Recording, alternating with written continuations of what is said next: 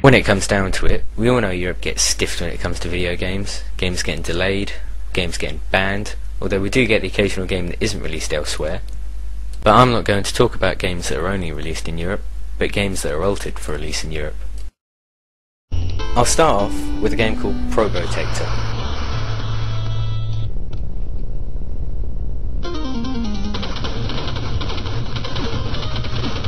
Looks familiar, doesn't it? That's because it's the European release of Contra. Yep, Contra with robots. The arcade version of Contra was released intact in Europe with the title Grisel, but when a Nintendo version was released, Konami changed Bill and Lance into two robots and renamed it Probotector, a combination of the words robot and protector. The reason the game was altered was because of a law in Germany that didn't allow humans to kill other humans in video games. Turok on the N64 suffered too, only it was just the enemies that were changed into robots.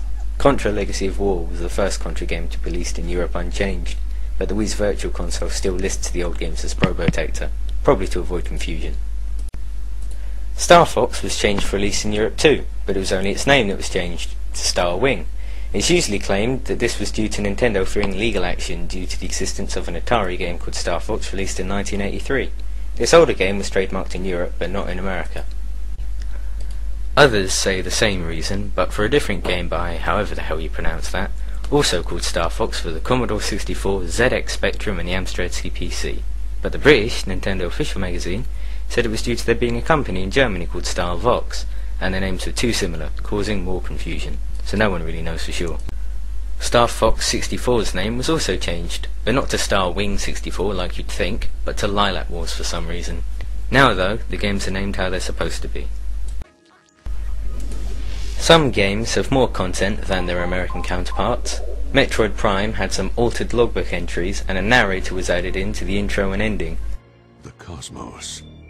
In the vast universe, the history of humanity is but a flash of light from a lone star. Metal Gear Solid games also have extra features, such as the casting theatre and the European Extreme Mode, which is too hardcore for Americans. It's not just games which are changed, but consoles as well, like the Super Nintendo, but that was changed for America instead. The American SNES looks like this, but the PAL version looks the same as the Super Famicom, as do the games.